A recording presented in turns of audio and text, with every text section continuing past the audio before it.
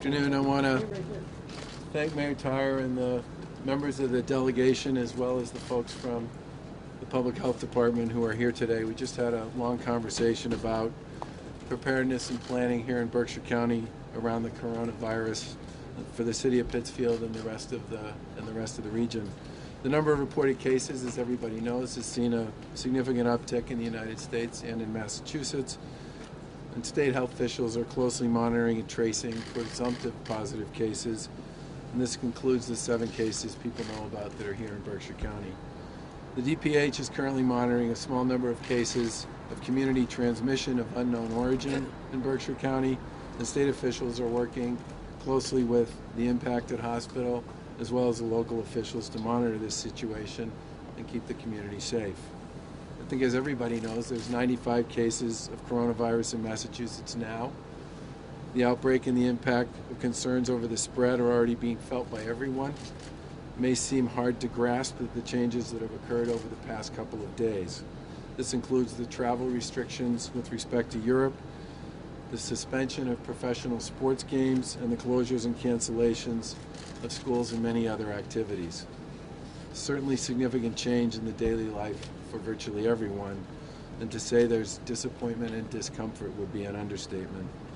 But at this time, it's pivotal for all of us to understand why many of these steps are so important to be done now. The data indicates that the number of people infected and requiring medical attention is very much within our healthcare system's capacity. And the purpose of moving forward with many of these measures now is to act before the numbers increase to a point where the virus spread really does begin to severely impact the Commonwealth.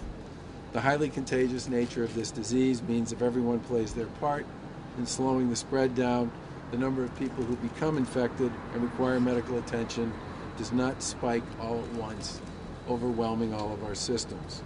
And we understand that asking people to change their habits, cancel events, cancel travel, change the way they work is inconvenient, and we understand it also comes with a financial impact. But waiting to act and allowing infections and the subsequent number of people who need medical attention to spike all at once will not only severely hamper our hospital's ability to care for patients, but will have a far greater economic impact in the future as well. The federal government continues to issue new rules and guidance related to travel restrictions and social distancing. We encourage the public to remain informed and follow their guidance, either on the CDC website or on the DPH site here in Massachusetts, and we'll continue to enforce the recommendations at the state level. Earlier this week, I think most people know that we declared a state of emergency in Massachusetts. That declaration gives our administration more flexibility to respond to this outbreak. The administration has enhanced guidance for executive branch employees, and we continue to encourage employers and organizations to follow that guidance where it's appropriate. We've also limited visitor access to long-term care facilities. This was something we talked earlier with the delegation about, and to keep some of our most vulnerable residents safe. We've also encouraged older adults and individuals with health issues to avoid large events and gatherings. We're seeing an uptick in presumptive positive cases in part as a result of increased testing, and we expect as testing continues to increase that more cases will be reported in the near future. Our lab recently received enough materials to conduct an additional 5,000 kit tests. Thankfully, the Mass DPH is more advanced than it is in many other states, and that enables the lab to now process 4 times as many samples as it was processing a week ago. But we need much more testing capability, and we need the federal government to help us get there. What that means is we've been asking the federal government to support more places, both private labs and hospital labs, to run these tests, and we need the FDA and the CDC to act on these requests. This is a serious disease, especially for older residents and for those with pre-existing conditions like respiratory disease, lung disease, and heart disease. And as we've said before, for the vast majority of people who contract this disease, it is not deadly. And the latest research shows that children and young people are at an especially low risk of health complications. But we must step up our mitigation efforts to avoid large numbers of people requiring medical care around the same time. That way, our healthcare facilities can continue to provide the care that they are currently providing to others. China and other countries that saw early outbreaks are making progress in pushing back against the disease, but it's only possible if everybody plays their part, and it's only possible if we step up our mitigation efforts now. For individuals, that means what you've been hearing from us for several weeks, which is to wash your hands for at least 20 seconds with warm water constantly and use hand sanitizer. To cover your mouth with your sleeve if you sneeze or cough. Stay home if you're not feeling well. I can't express this one enough. There have been plenty of anecdotal incidents that have occurred over the past several weeks in which people continued when they didn't feel well to go outside, to go to work, to engage, and to be part of the community. That's simply just a bad idea. And people need to continue to stay informed on guidance as this issue evolves from the healthcare officials in your community and from the Commonwealth. And obviously, we urge everybody to do their part and stay informed. We had a terrific conversation. I want to turn the podium over to the mayor, and obviously we'll be available for questions after that. Thank you, Governor Baker.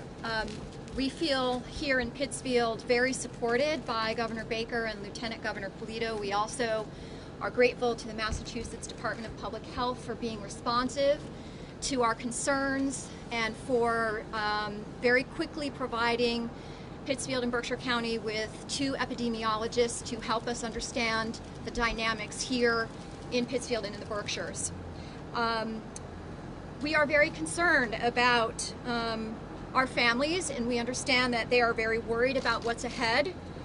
This is an extremely fluid situation, and as the mayor of the city of Pittsfield, I want to assure our residents that we are well prepared to respond quickly to evolving circumstances. Earlier today, we did issue an emergency declaration which allows us to quickly access state and federal resources.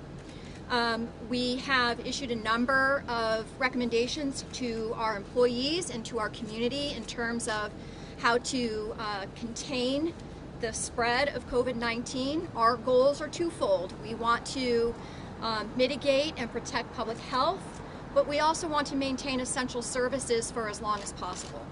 So we've put some plans in place, and we've worked really hard to develop those plans.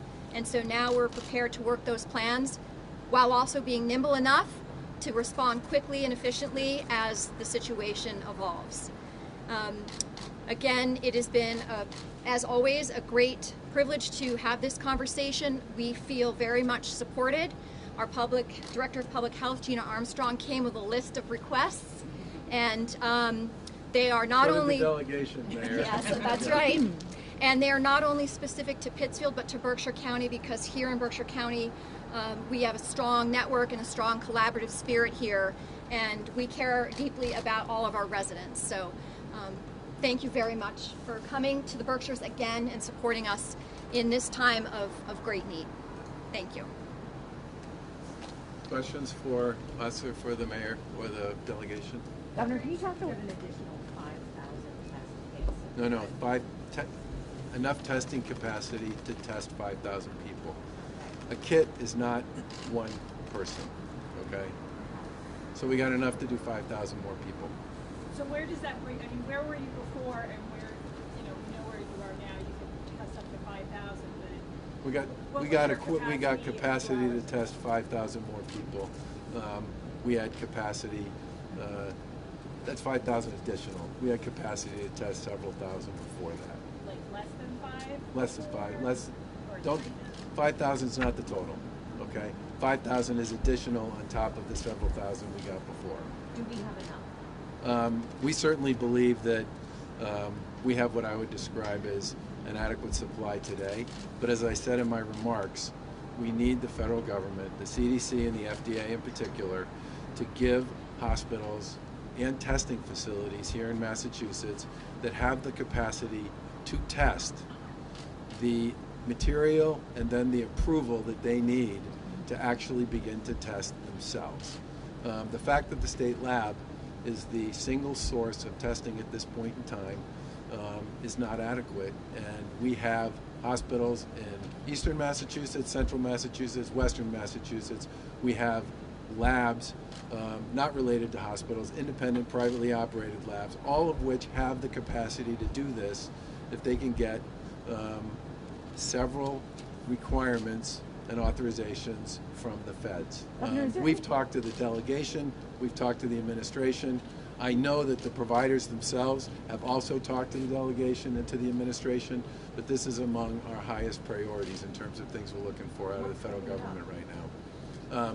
I think there are probably a lot of people all over the country who are engaged in similar kinds of conversations. Do you know But how this many is a labs- critical issue for us. How many labs have applied and what it could potentially bring the capacity to?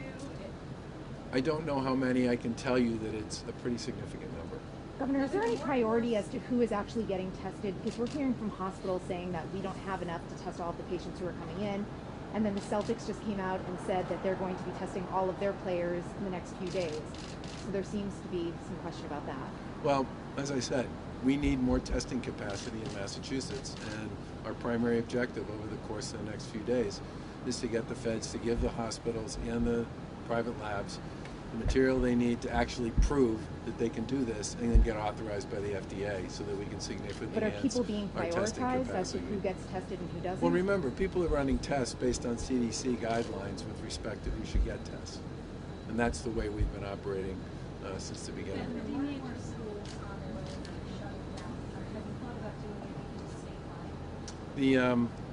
There's been an ongoing conversation between the Department of Public Health, the Department of Elementary and Secondary Education, and many of the school superintendents and mayors and other city councils, city managers, sort of local officials generally. And I expect that we'll have more guidance available for people on that tomorrow. I think the most important thing we need to do is make sure that we provide local communities with the best guidance that the DPH can provide them with, and then make sure they have the flexibility to make the decision they think is most appropriate for their community. And I Governor, expect, again, that's going to happen over the course of the next 24 hours or so. Can you talk about the Boston Marathon and where things stand with that? There's an ongoing dialogue between the BAA, the city, many of the organizations that support a lot of the runners, and our administration with respect to the marathon. I said several times that that's a decision that needs to be made, but it's one that I would describe as still a work in progress. Do you think it needs to be postponed? Like I said, we've been talking to a lot of people about this, and I fully expect that a decision will be made shortly. And thank you for coughing into your elbow. There's some conversation about... The epidemiologists on the ground in Berkshire County and the work that they're doing to track how this has been affecting. I haven't talked to the epidemiologists, but I did talk to the public health folks who have talked to the epidemiologists. Do you want to speak at all to that question? Question about what our epidemiologists are doing.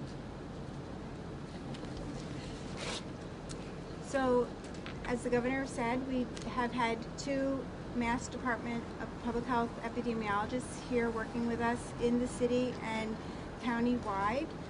So they are helping us to establish our systems for contact investigation, communications with providers, the monitoring, and ensuring that we are building our capacity to handle the rise in potential cases that are identified through the increase in testing. Thank you. Can I give you one other piece of news that's important because it came up early in our conversation?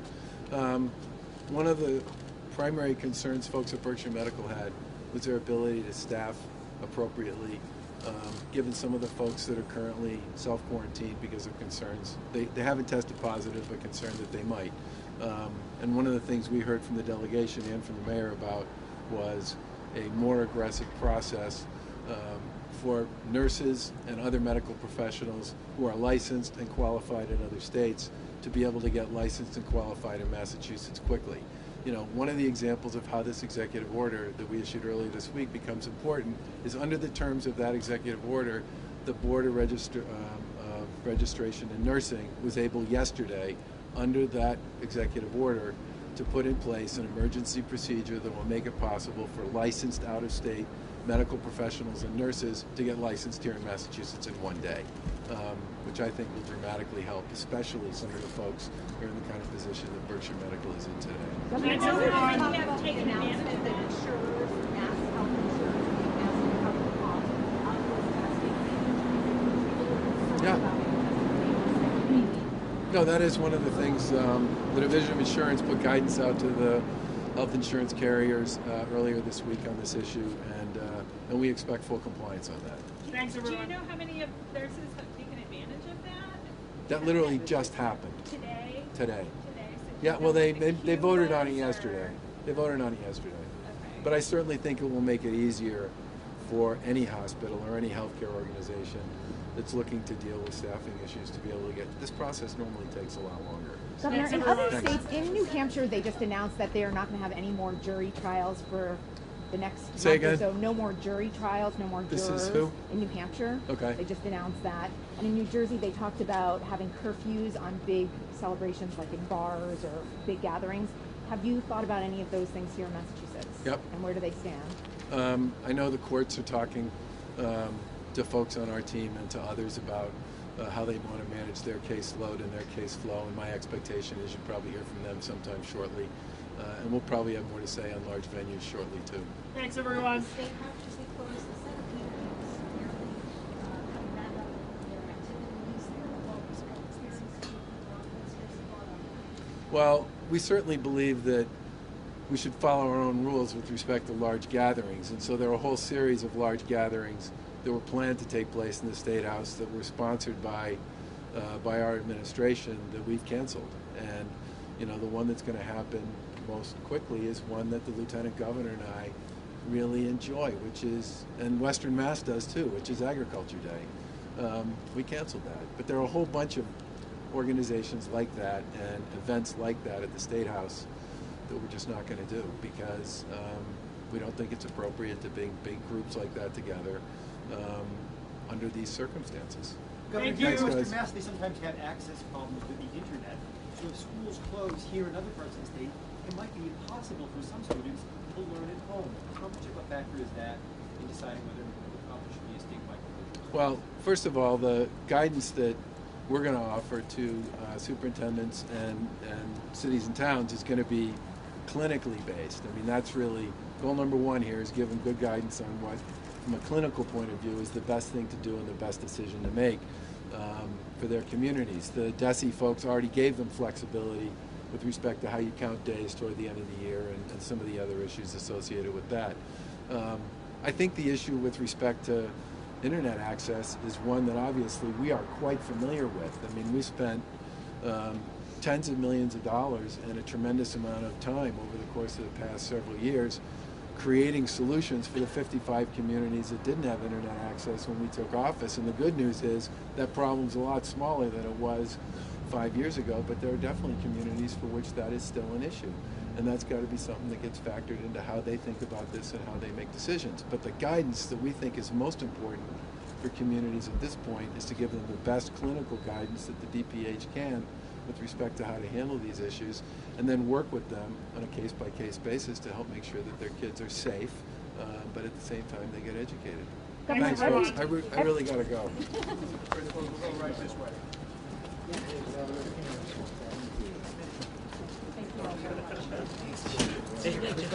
Sure, yeah.